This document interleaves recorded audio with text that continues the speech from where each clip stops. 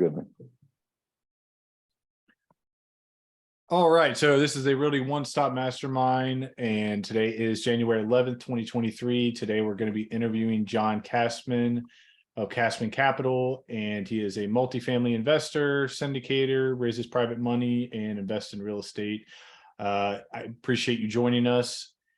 So the kind of agenda, the way we typically do things, we'll leave about 30-ish minutes for interview, ask you some questions about your story and your experience in real estate, and then we'll leave about 10-15 minutes for Q&A. And I know you've been on calls all day, so we'll let you jump out, try to keep it to 45 minutes for you. And then after that, we do a group discussion, and we talk about our personal investing goals and things like that. So I know you've been on the phone all day, so feel free to jump out when we're done here. I'll probably hang out for a little bit. If that's cool. We appreciate whatever time you can give us.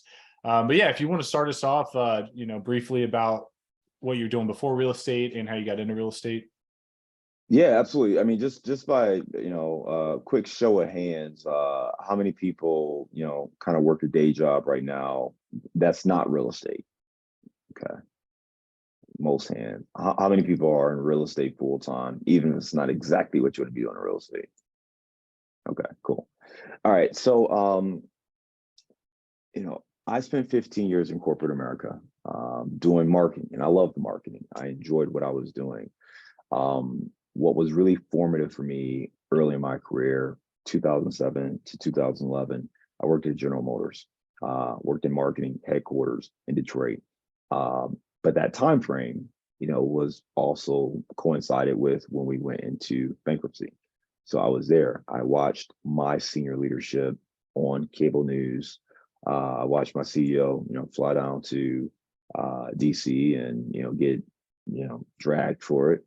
And I just watched the impact all of that had on not just the company and not just the people, but like my colleagues and their lives and their demeanor and the anxiety. And I was really young in my career, so I didn't have the same level of pressure that my peers had. It was just me. I didn't have a wife, I didn't have kids, but I still was worried about my career. I was worried about what this was going to look like in my resume and whether or not I could find other jobs and whether or not I can, do other things. But my colleagues are worried about, man, if this don't work, how am I going to pay for my mortgage? How am I going to send my kid to school? Like they had a deeper level of anxiety with it than I had. And I remember just going to work every day.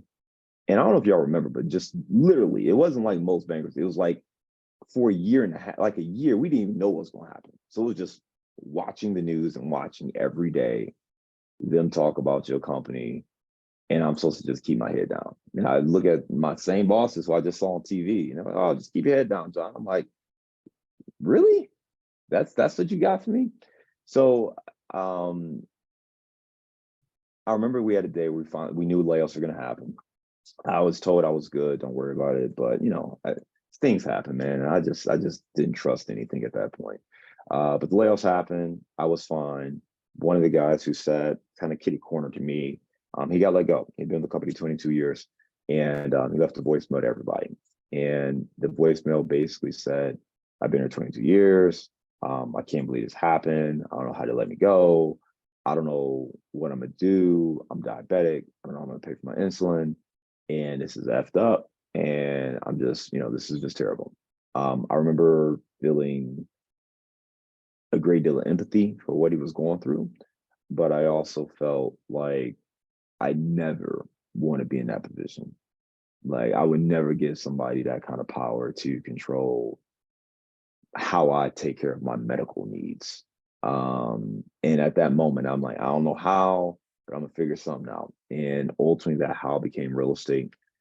I didn't know anybody who was investing in real estate. Started reading. I read Rich Dad Poor Dad before. So like, I don't know, one day it just like all came back to me. I'm like, that's it, real estate. So I started learning about it. And I was still in Detroit.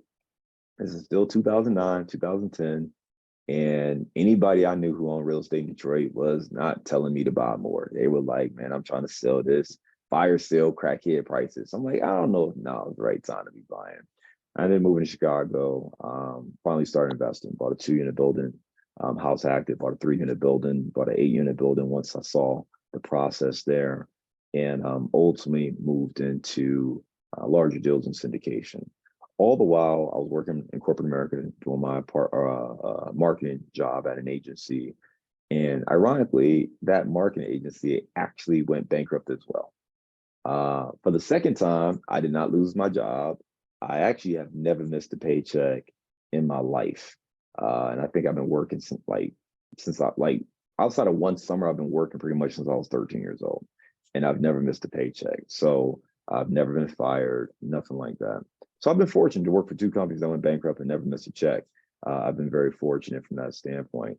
But that second time, that was the kick I needed to say, you have a good strategy, but some of your tactics are off.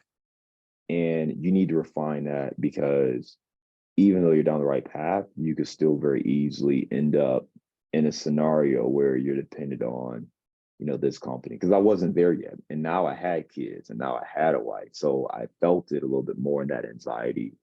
And it was real. So that really led me to syndication. That led me to hiring a mentor and a coach.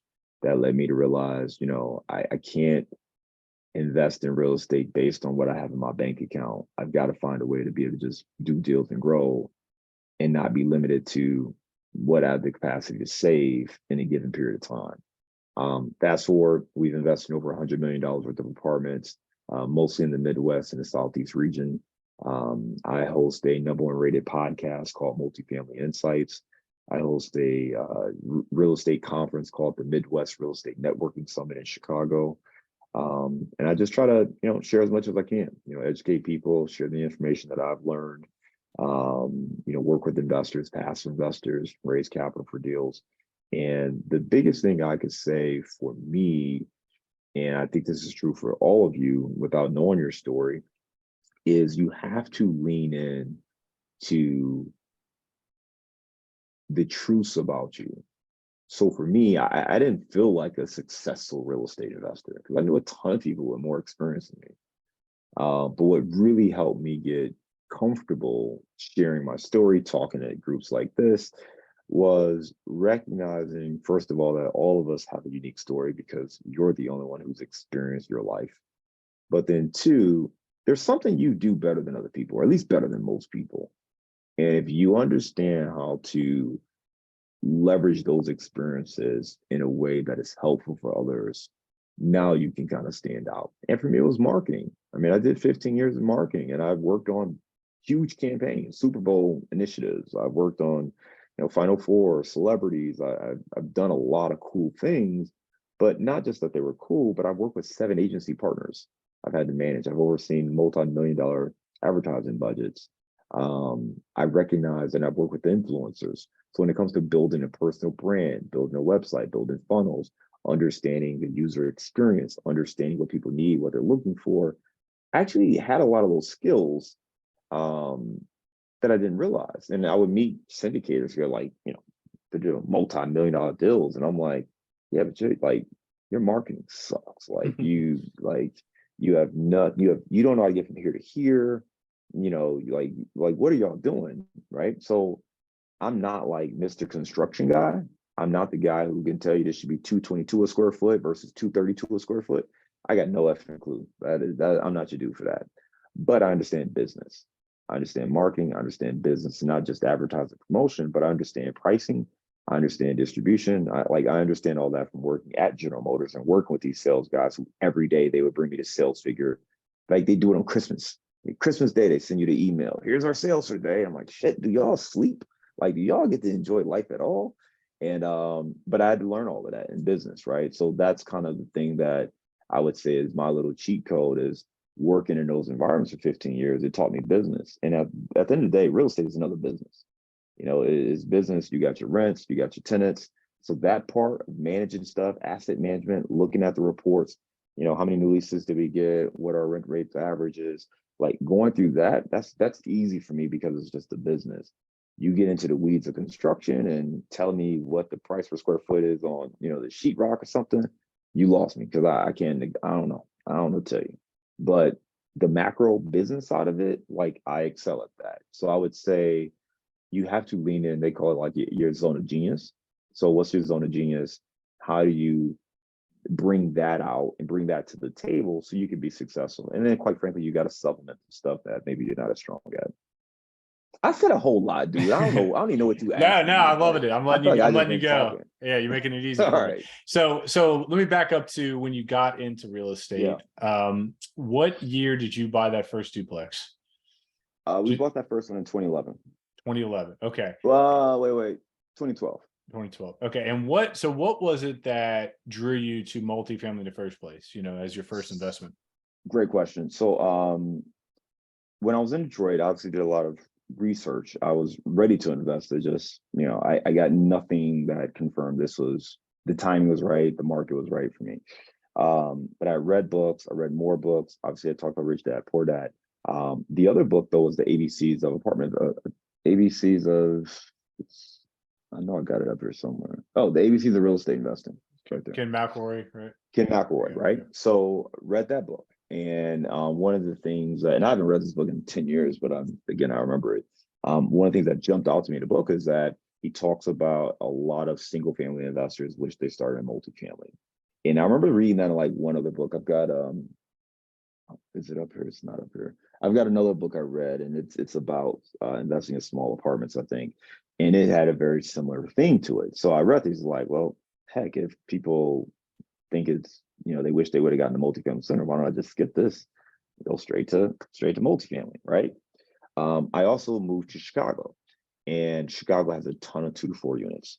So they're more 2 to 4 units than really single family houses. So it made it very appealing to start with that. And then not selfishly, but just from a lifestyle standpoint, I was a renter my entire life. So when I was in an apartment and looking at a 2 to 4 unit, it actually was a lifestyle, just seamless transition. So for me, I didn't change. It's like, oh, I'm going from living in this apartment to going to this apartment. I just happened to own the entire building. But it didn't change. It wasn't like I was going from a house to, oh, I got to downsize, or I lived in this floor. I had, 1,200 square feet of living space here. I'm going to get 1,200 square feet of living space here. And the first floor tenant is going to pay me rent. That's the way I kind of looked at it. And my wife was completely on board, and we had the same vision, and it all worked out. But that helped me get started, was just reading the books, listening to people, the people who, when I finally started to meet people who are actually doing this, that's when it became real. Because, you could read books, man, it sounds great, but I didn't know who the hell Ken McElroy was. And quite frankly, I don't think I knew what a podcast was back then. I don't even think podcasts were out back in 2012. Maybe they were. Not really. Yeah. YouTube was just really starting to emerge, right? So it's like you didn't have a platform to go from a book basically to like, no, here's a real person that I can, I can see, I can talk to, I can shake hands with, I can sit across from. It's like, all the hell was the books? So it sounded cool, but it was a book. I'm like, man, I'm about to go and drop $100,000 or whatever based on something I read in a book. But when I started going to events and meeting people who had real estate portfolios and were investing in multifamily, and like, oh, that's Mike. Mike owns a 67 unit in this neighborhood. Like, okay, what Mike said became gospel, because Mike's the only person I knew was doing this. Real person. Everything else was either a book. And then the people in my circle, none of my friends were investing in real estate, especially not back then. They were like, you trying to go to the club? I'm like, yeah, but I'm trying to buy this apartment building first. I got to figure this out. But none of them were trying to, do real estate. So it became, I don't want to say sanctuary, but like it became a safe haven for me, because I started to really think I was crazy. Like when no one around you is like doing something, and you like, we're all a little bit different, right? Because if you want to go down this path, you got to be wired a little bit different than most people. So I needed that, man. I needed to go to those monthly meetups, and I would drive about 45 minutes away to the suburbs of Chicago to, sit down and most of the people were buying single family houses in the suburbs, but like there were a handful of multifamily investors, and I gravitated towards them, and I asked them every stupid question you could ask, and they were kind enough to answer all of my stupid questions. But it gave me the confidence to buy that 2 unit, right? The 2 unit, but it gave me the confidence. And once you start, now you never know where it can progress. But that was the big thing for me. So that first deal was a house hack, sounds like. Yeah. And Yep. then did you continue buying small multifamily, or did you jump straight into raising money? No, the next one was a 3 unit. So my wife and I bought that one ourselves. And I mean, a 2 unit, it worked, right? That was our test. I mean, worst case scenario, I was facing being homeless. So I got to the point where I'm like, this landlord's gonna kick me out. Because I didn't want to sign a year lease. I was still looking for a house hack. And um, we're like, well, worst case scenario, I'm gonna pay less in rent than what I was paying before, right? I was paying him $1,500. I bought this 2 unit. The first floor tenant paid, I think, like $1,400.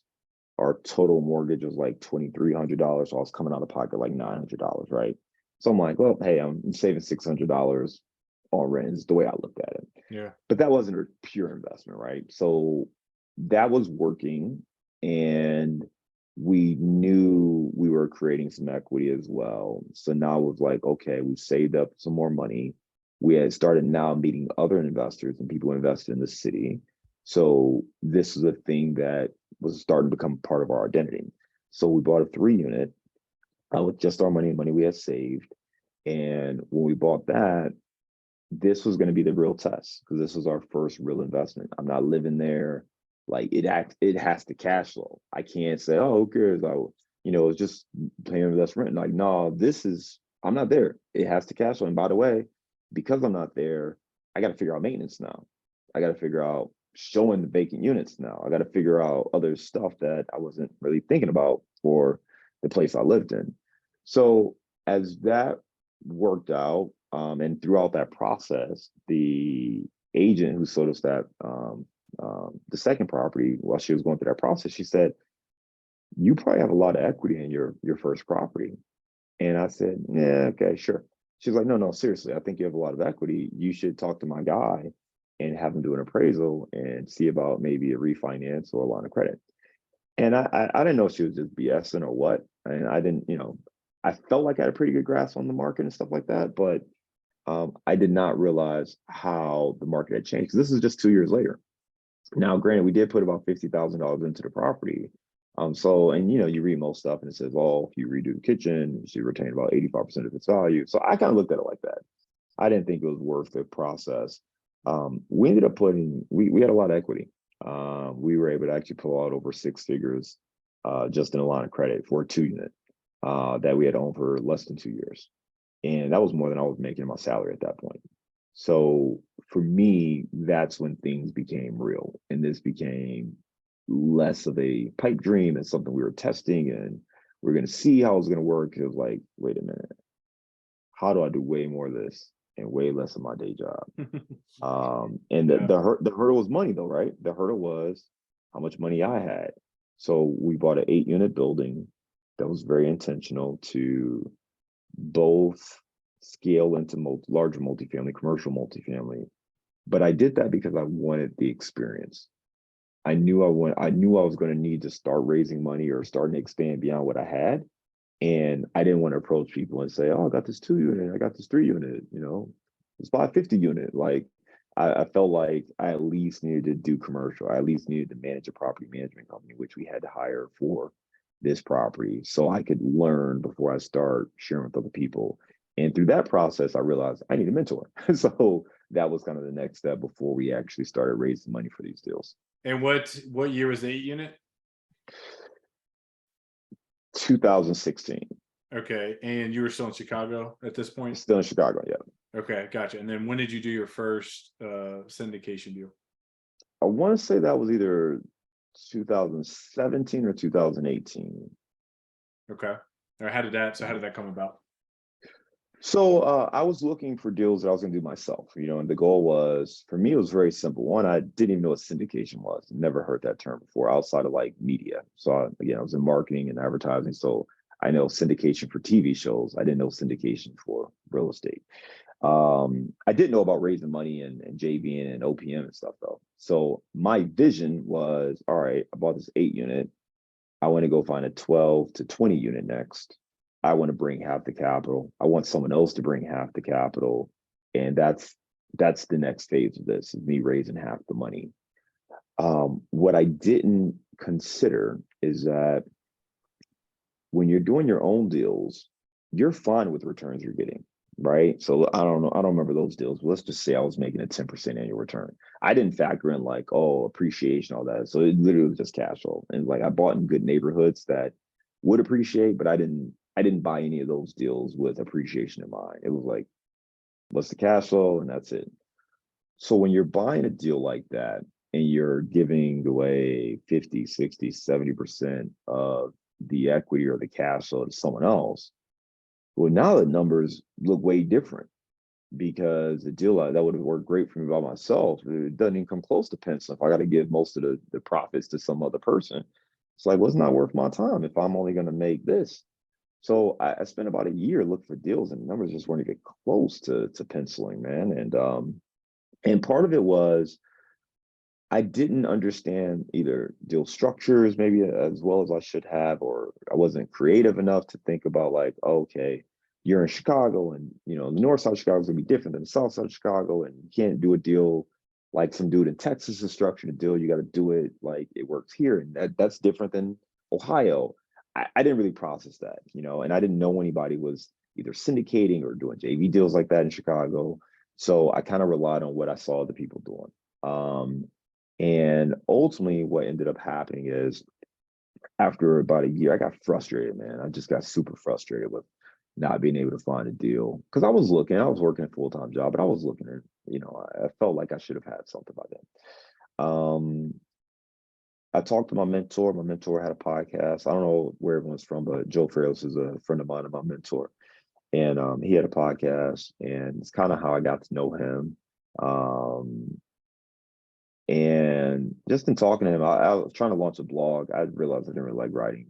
My blogs were terrible back then too, man. It was just awful blogs because I was just writing. Like I'm a good writer, but I didn't have a plan for writing. So it was like it's a good piece, but when you're done reading, you're like, what was the point of this again? I didn't understand. Again, the marketing hat didn't turn on at that point. So I said, you know what, it's tough for me to write this blog. I think I'm gonna do a podcast. I used to have a radio show in college. People say I have a good radio voice. You did a podcast, seems to be working for you. I think I'm gonna just do that. So I launched a podcast. So when I went through my list of guests that I wanted to have, there were a handful of people. One guy in particular was a guy I met in Best Ever Conference, the first one. And my wife really, clicked with him, and she said, hey, we're gonna do dinner with this guy. And I'm like, okay. We had a good dinner with him, got to know him pretty well. And this was about maybe 6 months after that. So we kept in touch. And I reached out and said, hey, man, I'm launching this podcast. I want you to be one of my initial guests. He said, great. And we recorded the episode. After we finished recording, we're just chatting. And Joe, you and I did the same thing, right? After we recorded, we just chatted what's going on, what you're working on. And he said, there's a deal coming up. And it was going to be their first big syndication deal that they were leading. I said, oh, man, that's awesome. And I love your market. I've been looking for deals. And it just kind of clicked. And like, oh, shit, maybe I should just ask him if I can help him, right? So I said, well, listen, man, I got investors who, it's great because you start the process of trying to get people excited and interested in what you're doing, but then that works. And now they're coming to you like, but dude, where are those deals you told me you were going to have? And I'm like, oh man, I gotta go find something, right? I built this demand, but I got no product. So I just said, hey man, listen, if I can help, I could be a part of it. I'd love to. And he said, well, I think we're good, man. Appreciate the ask. We got this big group that's coming in. They're gonna write a $1.5 million check. About a week later, he calls me. He says, hey, man, you still interested? And I was like, well, yeah, but what happened? So he's like, yeah, equity group, they just kind of fell through, man. So we got to do this old fashioned way and roll our sleeves up. We need help. I said, well, listen, I'm happy to help. And that was the first deal. So we didn't lead it. We didn't drive it. But we got to partner with the group and be general partners, be involved to help with marketing. And again, we had a relationship with those guys. And for me, it was crazy because it's a $16 million deal that we did, 192 units. And remember, the last deal I did before, I was only eight units. And that was a $628,000 deal. So we're talking a little bit of a difference here. So for most people, it's like it's a wild leap. And it is, but I think the takeaway isn't the size and number of deals, but it's the mindset of being a part of a team and partnerships. And when you get out of your own way, which I was fixated on, I've got to find a deal. I've got to lead a deal. I've got to go and do it. I did that for a year, maybe a year and a half with no results. But the moment I opened myself up to say, how can I help someone else do what they're trying to do? Both in my investors, both, other operators, now opportunities came. And yes, those numbers got much bigger and my equity got smaller in fairness. Like, it's not like I got a huge, chunk of equity, but it allowed us to scale in a way that we would not have been able to scale if I was only looking for those 12 to 20 units. Yeah, I think that's such an interesting idea, and I think it's something that I hear a lot of kind of the mid-level investors. People have some little bit of experience, myself included in that category, where I think a lot of investors tend to be kind of control freaks, like you were talking about, and I think that's something I've experienced and dealt with myself, and it's hard to kind of give up control, and it's a lot of it's I think a fear and a mix of like ego and I'm not sure what the word is I'm looking for, but yeah, I think you nailed it. It's kind of getting out of your own way, and it's difficult. Like I said, personally speaking, it's difficult. I've struggled with that the last few years as I've tried to scale. So you said in the beginning in your intro a little bit about your current portfolio. If you could tell us a little bit about where you came the last 4 years or so that you've been syndicating, and kind of your goals going into the next year or two. Yeah, I think we're approaching like our 11th or 12th syndication deal. We've exited about 6 of those so far. Okay. Had pretty strong results. We're averaging around 19% IRR Awesome. on those exited deals. We are definitely looking to scale. We put an offer today on a property. We'll see what happens there and continue to scour to find more opportunities. For us, it comes down to 2 things. And it's this business and real estate in general, it's really simple, right? It's 3 things. 2, we got to work on the upfront. The third is back end. The first 2 are going to be deals. The second is capital. So if it's your own capital, great, easy, it's in a bank. If it's not your capital, you got to raise it, or you got to have a lender, your financing partners. But it's just deals and capital. And you're just marrying deals and capital, deal structures, things like that. And then the third is execution. It's the operations, being able to execute on the deals you have and deliver those returns for either yourself or your investing partners. So I try not to overcomplicate things. It's really one of those 3 things is what we try to focus on. Deal flow, analyzing deals, finding deals, broker relationships, any off-market leads that we have, off-market relationships, investor relationships, making sure we're seeing opportunities that make sense for us and our investors. On the investor side, making sure we're talking to people. It's real simple. We just try to share what we do. Stuff like this, coming on to webinars, to Zooms, to masterminds. We have our podcast. I host meetups. I host events. We just try to share what we do. And for us, our logic is we share what we do. You get to raise your hand, say, yes, I'm interested. If you're not interested, well, guess what? You weren't interested before I told you what I did anyway, so it didn't matter, right? I didn't lose anything. And I also don't attach my emotional confidence or well-being to the result. And I think that's one thing I would say anybody, if you are looking to raise money for deals, what really helps is coming from a place of service as opposed to focusing on what you want to get out of it. Because if you're thinking, all right, I want to buy this property, I need to raise $500,000, I need to raise $1 million, or I need to raise $100,000, then you are fixated on that goal of raising that amount of money. And if someone says, no, or I'm not interested, or they don't return your call, or they ask to be removed from your list, you kind of internalize that and take it personally. Why don't you want to invest with me? It's not a personal thing. They're not your customer. They're not the client that you're looking to service, right? So what you have to do instead is you got to go find those individuals. And it may not be your friends. It may not be your family. It may be some random dude in Bigger Pockets, or some random dude you met at a meetup group, or some random dude you met at Home Depot, right? But the goal for you is to figure out the people you are meant to help. And the clearer you are on identifying who those individuals are, the easier it's going to be for you to figure out what the value proposition is and how you can help them.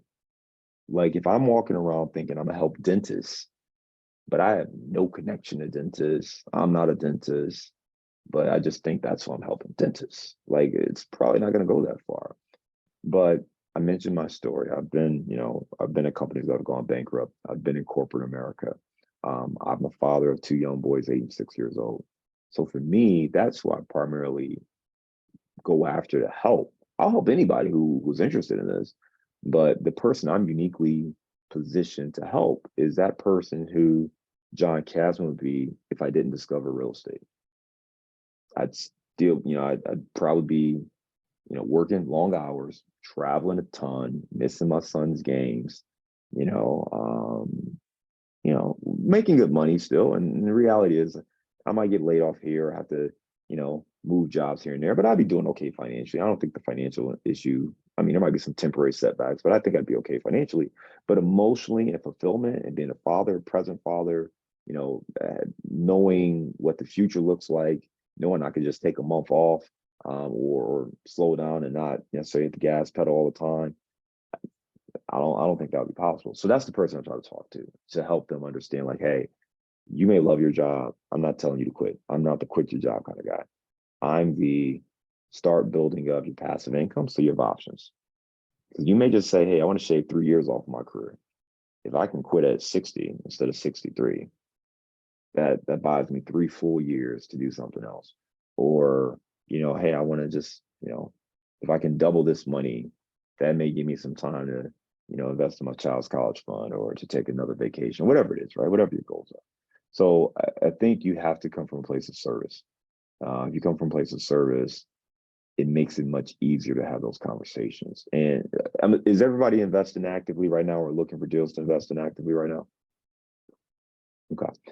Think about it this way. If you're my friend and you're making money in real estate and I'm losing, 18%? I think the stock market was down last year. And I just lost 18% of my wealth in the stock market. And you don't tell me how I can make money in real estate and give me an opportunity to partner with you. What kind of friend are you? Right? Now I get it. You're probably thinking, well, I don't want to lose your money. I don't want this to be weird. I don't want to take your money. I get it. But that's not serving people. There's risk involved. We all understand there's risk involved. And what I'm saying is, let's say you kill it. I said this to someone else, that picture being Elon Musk's friend. And Elon Musk tells you he's got this idea for Tesla. Like, how would you feel if you're his friend, you're his best friend, and this dude never gave you a chance to invest, never mentioned to you, hey, I got this startup. Do you want to invest? Now, of course, at first you might be like, oh, crazy ass Elon. Here you go with the next one, right? But as you see this thing start to get traction, at some point you're like, yo, Elon, hey man, you still got some Tesla shares available, right? And that may be the situation for some of these people. So again, I'm not saying to go sell yourself on them. What I am saying is you need to let people know what it is you do, who you can help, and then let them select for themselves. And then when they're ready, they'll start asking you more questions, right? And I'm not saying everybody needs to raise money, but if you are looking to raise money, that approach to me is more authentic, is more genuine. I think you can sleep with yourself at night. I think it's tough when you have pressure and you go into a conversation and you feel like, I got to convince this guy to invest in my next deal. And I think that's the apprehension that makes people, shy away from raising capital, because there's pressure. It's a little, dirty almost. But if you know your stuff and you believe in yourself and you're going to do whatever you can to build the right team. And again, I'm not saying every deal is going to be flawless. Certainly, we all have deals that don't pencil, don't work out, stuff like that. But if you're not trying to help other people and serve other people, I mean, I don't know. I think it's selfish, man. Like I said, if you were Elon and you over here making money and you becoming the world's richest man, and I'm your best friend, and you never even gave me a chance to get some of this money with you, like, we're not friends. You clearly are telling me we're not friends.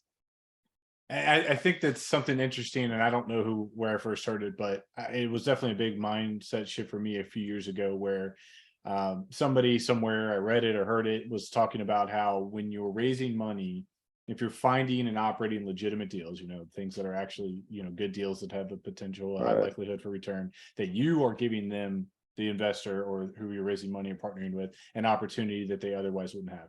Like you mentioned, stock, is a prime example of the past year, past 6 months, especially.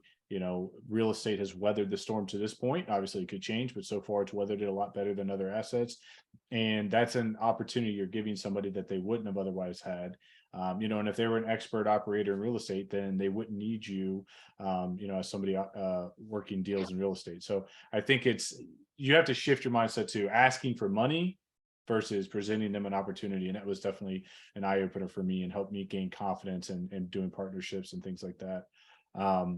So I don't want to take too much of your time. I do want to leave some time for the Q&A. So we can open it up if you guys want to either type it out or raise your hand. I can read it either way. We'll try to keep it orderly, but whoever wants to jump in first, go ahead. Tiwi, yeah, go ahead. Hey there, Joe. Hey, John. Hey, how's it going? Hanging in there.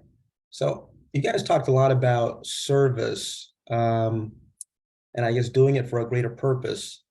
And I'm wondering, what if you have that mentality, or you can get down with that, but your disposition is more, not as public, right? Or not out there, right? And like even when you were in marketing, you're marketing the brand or you're marketing the influencer, but you change that.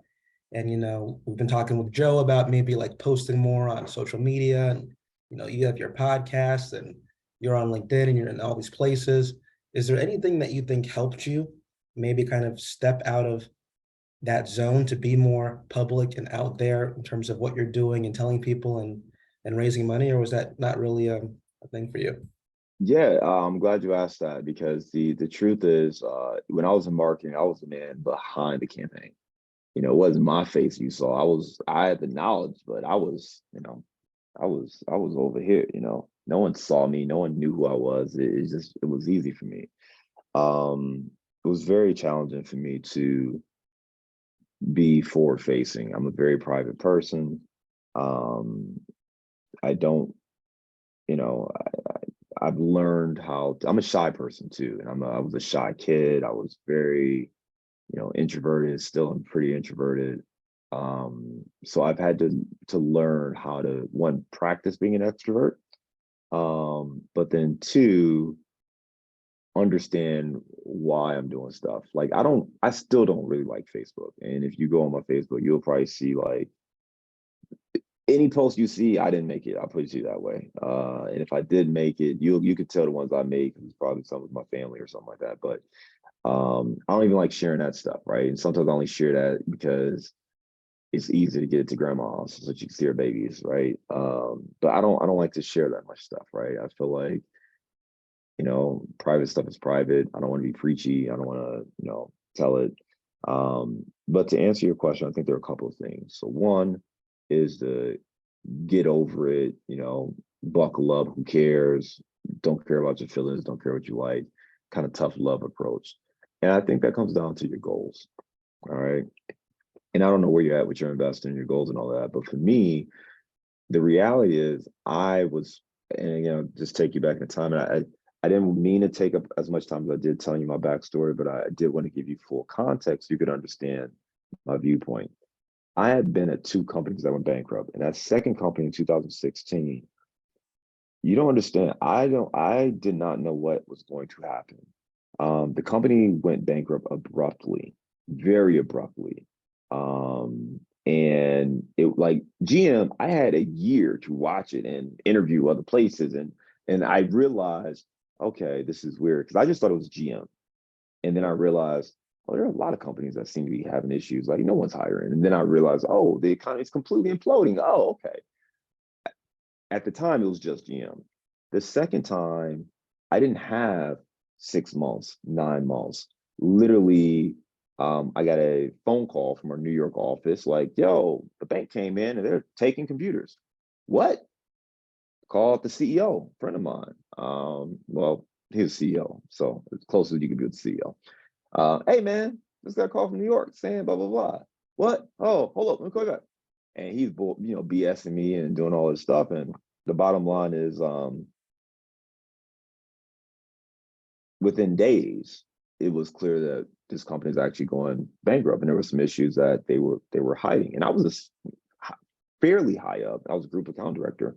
I was fairly high up and I had no line of sight. I knew we had some financial issues, but I had no idea it was this bad. And I don't think any of the other senior folks had any idea it was that bad. So for me, my why was very pressing. And I did not have multi-millionaires in my network. So the bottom line is, if I was going to create a lifestyle that was independent of my W-2 job, I needed to be able to raise capital and raise it effectively and efficiently. And being subtle and coy and just calling a couple people I went to college with, that shit wasn't gonna work. Excuse my language, y'all, but that just wasn't gonna work. So when I hired my coach, part of my logic was, I don't know what I don't know. And that's why I want someone in my corner who can help me. But on the same note, if this person is doing something and they're getting results, I'm going to trust the process and take my feelings and put them on the shelf and put on my big boy pants and just do it. So that was my path. I've gotten more comfortable in there because when I first did it, I just did it and I was not comfortable. I still wasn't comfortable doing it. And I think that's true for most people. Whenever you're pushing out of your comfort zone, you're not going to be comfortable, obviously, but you figure out how to make yourself comfortable. And for me, a lot of it was shifting the mindset from, because I starting out, I knew what I needed. I need to raise X amount of dollars, right? So I went to conversations like, man, I got to raise $500,000. I'm not going to be able to buy anything. I'm not going to be able to, right? But when that shifted, that shift started when I did that first deal. The first time I raised money, I remember it was actually my brother-in-law. And he said, thank you. And I was like,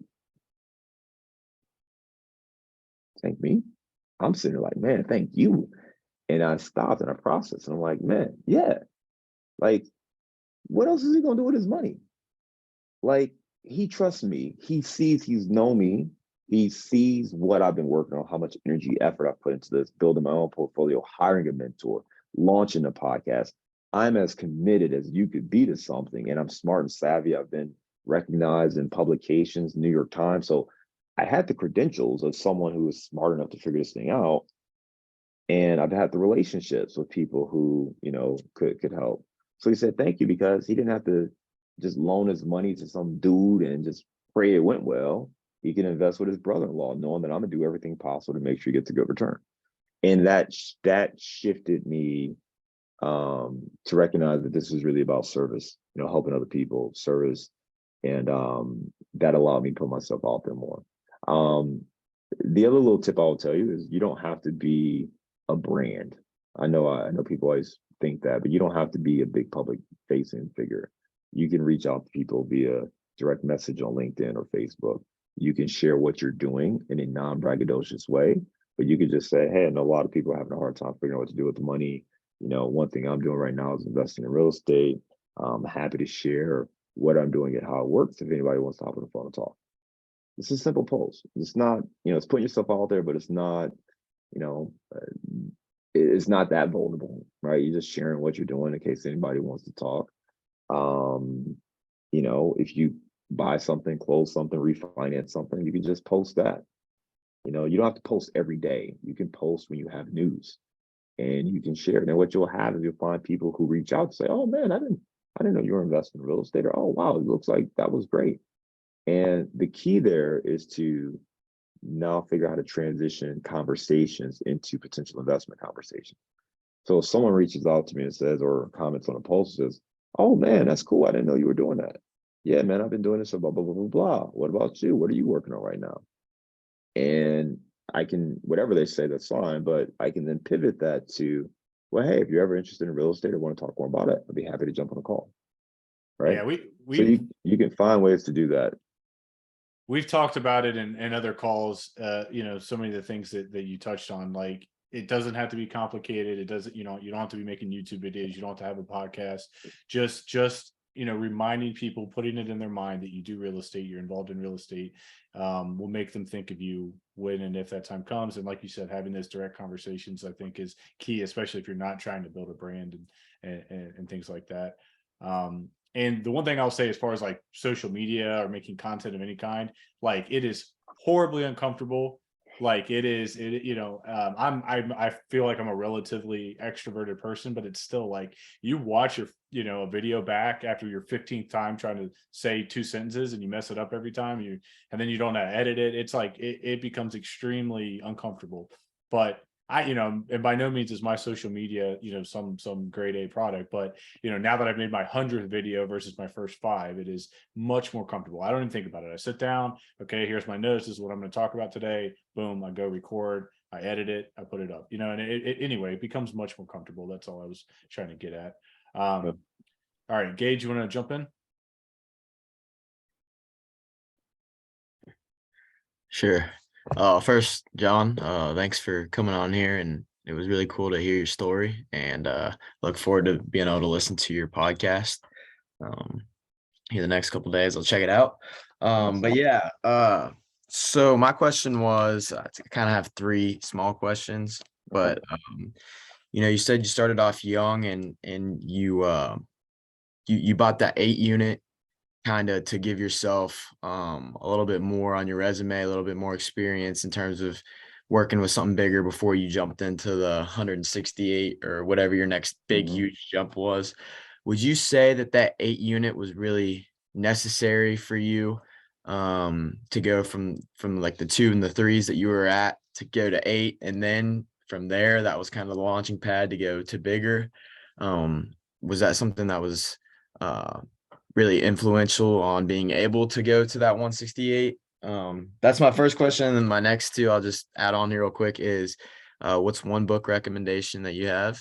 And then also, what's one tip for someone who is young, just starting off and wanting to get a good successful start in real estate? Yeah, great questions. On the first one about, that 8 unit and the importance to build a bigger portfolio. And I know you asked for me. I think the real question though is, do I think it's important for you or for other people? And I think for other people, no, it's not. But you also have to understand yourself and be honest. The goal was not 192 units. Like that could have never been fathomable. Matter of fact, I remember this book, he talks about, oh, your first deal could be 100 units. I'm like, man, get out of here with that BS, right? My goal was really just to I thought I'll buy a 12 unit next, or 16 or 20 unit, biggest be a 20 unit. And I just want to raise a little bit of money. And for me, I felt the 8 unit gave me enough credibility and comfort in what that process was and how to do it and what to expect, so I could do a 12 or 16 or 20. That's as far as my logic went. And I think it was important because what you find in life is that things we are scared of, once you face them, they actually don't seem that scary. Even the worst case stuff, the stuff that goes bad, you're like, well, damn, if I would have actually just did it the way I really wanted to do it, it probably wouldn't even been as bad. Like, so I think it's important to face that and to continue to build confidence. However, you need to do that. And I'm not saying you do a small commercial deal first, but for me, that made me feel more comfortable. So I think you've got to figure out what's going to help you build confidence. Is it getting a mentor? Is it, again, I didn't have a mastermind group like this. So if I was in a mastermind group, I probably would have been like, oh, I can't go bigger. Such and such did it, and that person did it, and I can call him. I didn't have that, right? So so the 8 unit for me and the path I was on, it did feel like the best thing to build that confidence. Second question on book, I would say it kind of depends on what you're working on and what challenges we face. But my favorite book that I could recommend, the most impactful book that I've read in the last few years, is Atomic Habits by James Clear. I just love the way it breaks down goals into very actionable things that you can do that day.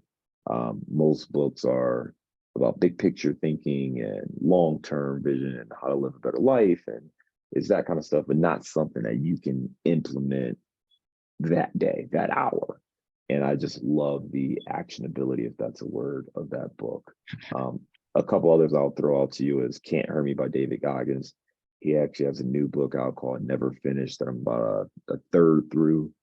I prefer the audio books. They're amazing. He does these podcasts after each chapter. And it's just, if you can live with the cursing, which I can, It's just great inspiration. Just love those books. The last one is Who Not How. Who Not How is a very straightforward book, but it's another one that just helps you reframe what you're trying to accomplish and helps you learn to delegate. Kind of what we were talking about earlier with Joe. You know, if there's something you want to accomplish, a lot of times we, again, try to do 20 different things ourselves, as opposed to figuring out who is better suited to do this for me and help me see results, as opposed to me trying to do it all. So that's another great book.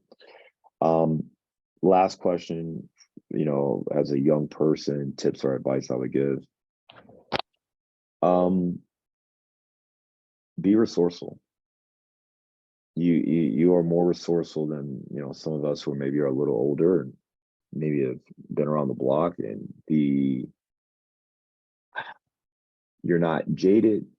You have I'm going to use the word ignorance, but really what it is you haven't had the same level of experiences and feedback.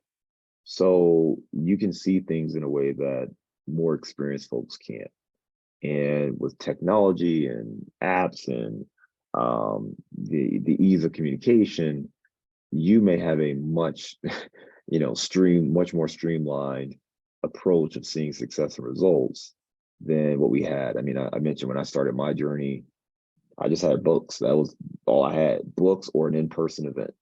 And then I discovered, you know, Bigger Pockets and some podcasts. But again, 2008, 9, that stuff went around, man. I mean, like there was books, you know, that's it. I just read books. So you can do this. You can do virtual, you know, events. You can, you know, get on Facebook groups and Bigger Pockets and other stuff like that. So you can streamline a lot of stuff. But I would say action is the thing. You know, the difference between me and other people and you know, Joe and other people and all of us, anyone who has had some success, is they've taken action. You know, Tiwi, Tiwi, did I say it right? Did I say that, Tiwi? I always think about what if I didn't do certain things? Like, what if I never launched a podcast?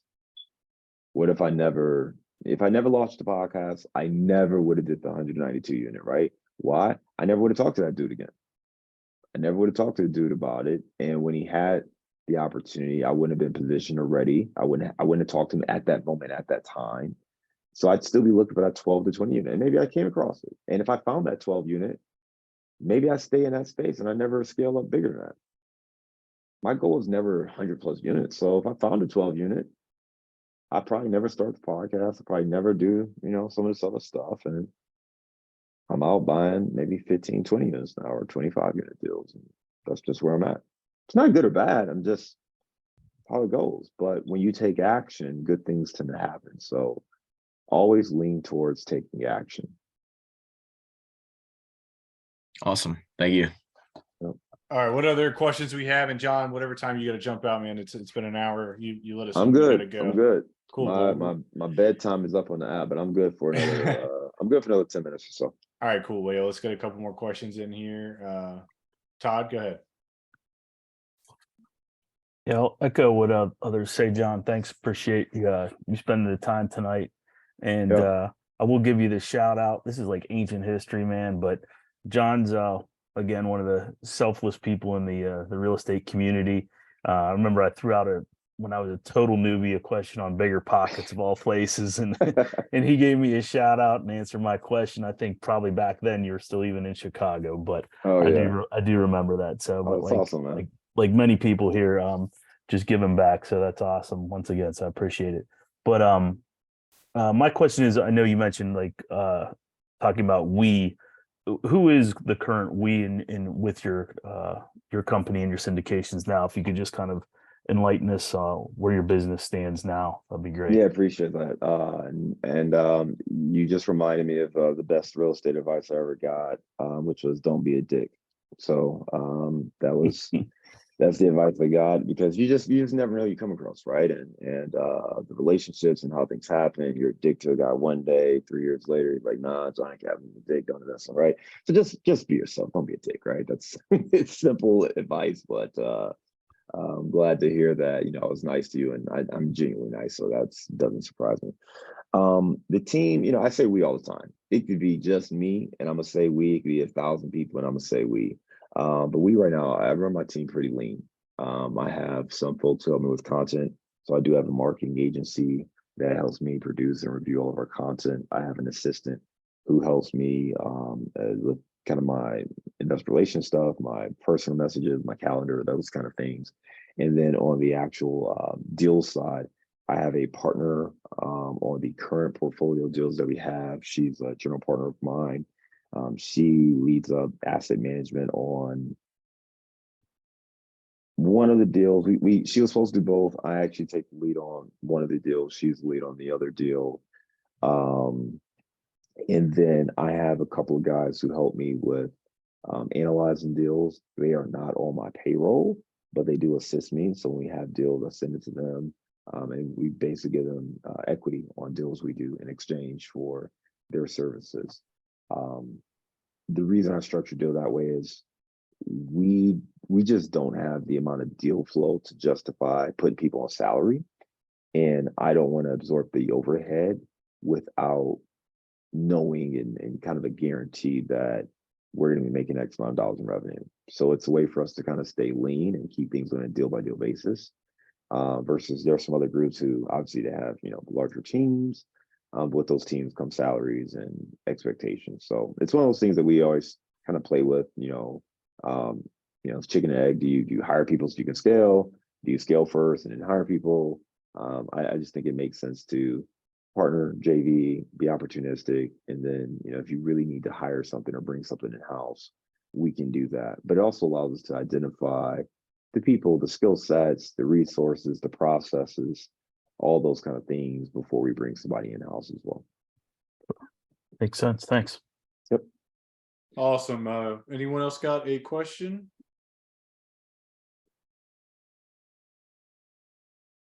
All right. Awesome. Well, John, I really appreciate you joining us. I appreciate your time. Absolutely. How can people find out more about you or connect with you? What's the best way? Yeah, a couple things. So one, mentioned in the podcast, is called Multifamily Insights now. Well, it is now called Multifamily Insights. It used to be called Target Market Insights. So it's available anywhere you listen to podcasts. It is number one rated multifamily podcast, which is really cool because it's not the most popular, but it's was rated number one on a list of 70 podcasts. So I thought that was pretty cool. If you are looking to raise capital or interested in syndication or larger deals or anything like that, I have a sample deal package on my website, and it will add you to our newsletter. But the thing that's cool is it allows you to kind of wrap your head around like the kind of information you should be including. So if you're looking to package your own deal, again, borrow from mine. That's what it's there for. But you can look at it, see how I talk about the market, see how I lay out the deal structure, the return projections, the story that we tell throughout. And I think that could be very helpful for you and maybe any deals that you're presenting.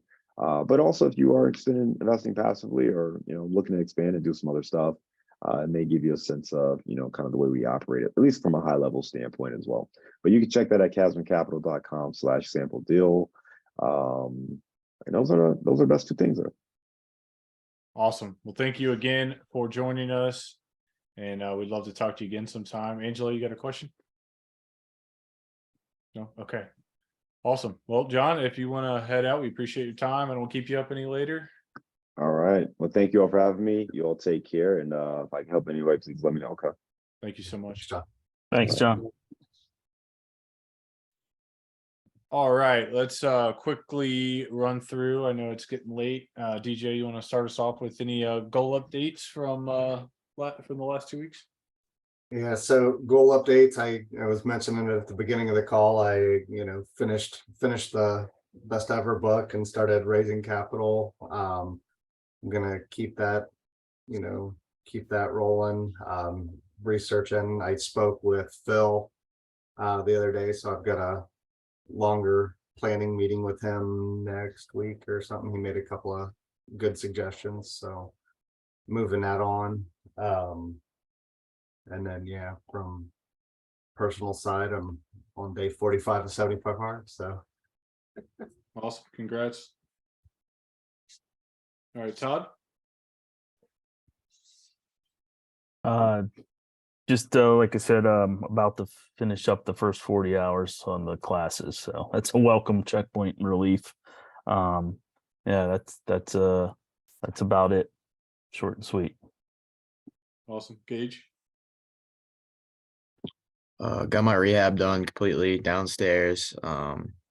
I'm currently halfway through the Managing Rental Properties by Brandon Turner book. And I recently listed my my unit on Rent Ready and Zillow today. So I'm gonna drop it if anybody cares to like take a look at it and maybe send me some critiques to make sure I'm not putting anything out there or doing anything that would stand out. Oh, that would be cool. I put it in the chat. But yeah, so that's where I'm at right now. Hopefully I'll be able to find some good tenants, and I'm looking forward to it. Awesome. Yeah, and I know we talked about this in the past, but I think one of our in the near future calls will be a kind of focus on management systems. So I'm happy to kind of walk through my whole process, kind of A to Z, and then obviously get everybody else's feedback, things that they may be doing that I'm not doing, and ask questions. But I've found, especially as I've scaled up, that management is one of the most time intensive aspects of real estate. And I don't think we're perfect, but for being a kind of sole operator with an assistant, I think we've gotten it pretty streamlined, and hopefully that might help with some of those things that you're talking about. But yeah, I'll take a look at that here in a second as well. Angela. Yeah, just very quickly, my house is finally rent ready. So at this point, I just got to put something on the contract. Made an offer a couple of weeks ago. We never heard back, but we're going to keep making offers, and eventually somebody's going to say yes. So super excited, super motivated, and we're going to get it. Awesome. Tiwi. Hey guys, two quick things. One of my goals was to try to hire an assistant to work on some of these projects with me. I kind of like working with my hands, but it just wasn't practical to do it alone. So hopefully next week I'll be talking to somebody I can pay kind of part-time. So that'll be the beginning of that process. And I guess I'm inching forward on my refinance goal. So at 90% occupancy, renovated these 8 units in 9 months. And I've been talking to a few lenders, and we're kind of doing the loan sizing and the documentation. And so hopefully it'll be somewhere around 1.1 million. My goal is kind of 1.3, but it looks like with a lot of these credit restrictions and interest rates, it's probably going to be closer to 1.1, but hopefully I'll wrap that up in March, April. That would be a goal accomplished there. And what was the equity you're looking to be able to pull? I wanted to pull out 1.3, but it probably looks like 1.1 is probably going to be more realistic. Now is that the appraised value or the actual equity versus what you have into it? I think the appraised value, I think we wanted to do, I don't have the numbers at the top of my head, but I think they're looking at like a 65% loan to value. Okay. Total value being somewhere around 1.7, 1.8. So okay, cool. yeah, Nice. so we haven't done the appraisal yet. Gotcha. Awesome. Cool. And then I assume you'll be hopefully trying to roll that into another deal and continue scaling up.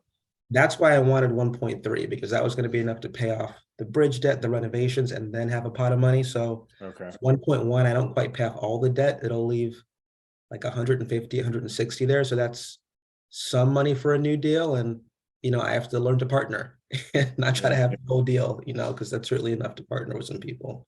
Yeah. It makes sense. Yeah, it definitely highlights kind of what we talked about tonight.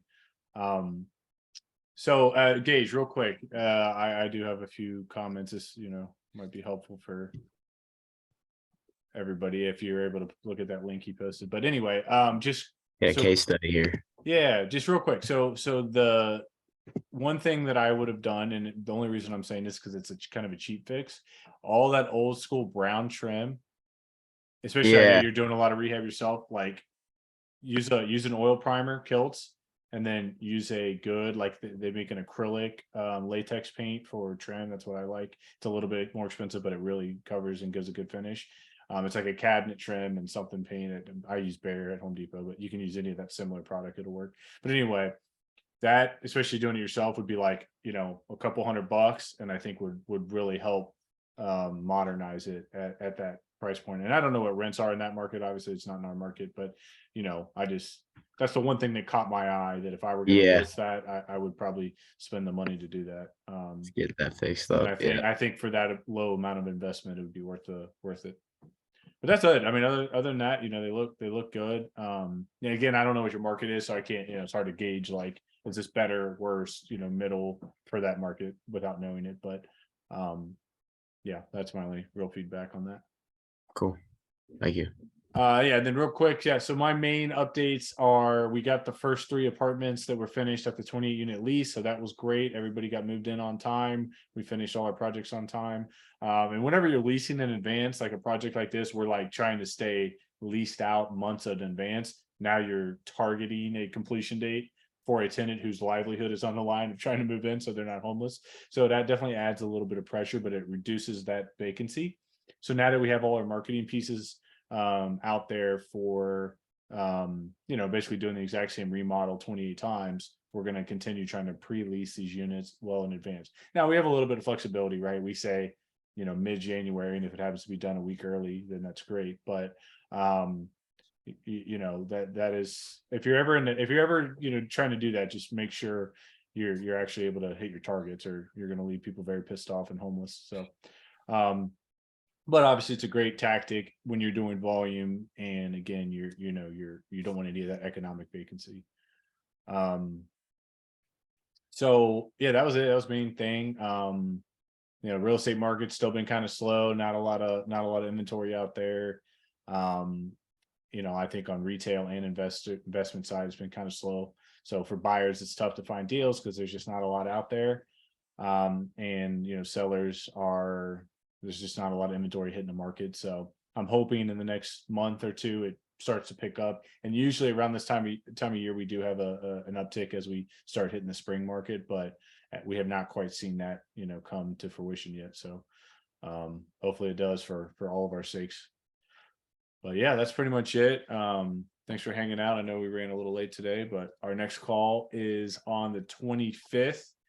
We'll get one of those topics that we put on the list, you know, a few calls ago, and I'll put out the agenda for that call. If you guys have any questions, comments, feedback, like always, feel free to reach out to me. Don't be shy. You know, let me know what you guys are thinking, or what you are looking for, and what we can do to help everybody grow. So any other closing thoughts, comments? No, this was great. Thanks, Chuck. Yeah. John, like I Appreciate said, it, John is a wealth of knowledge. I'm glad he was able to join us. Hopefully you guys got some, you know, kind of mindset and insight to, you know, what it looks like once you get to that point of scaling and partnering and raising money. And I know a lot of us long-term have those similar goals. So yeah, it's definitely an interesting conversation to get that insight. All right, guys. Well, I will see you all on the 25th. Have a good month, and keep on crushing it. Thanks, guys. All right. Thank See you ya. guys. Thanks, See ya. Joe. See ya.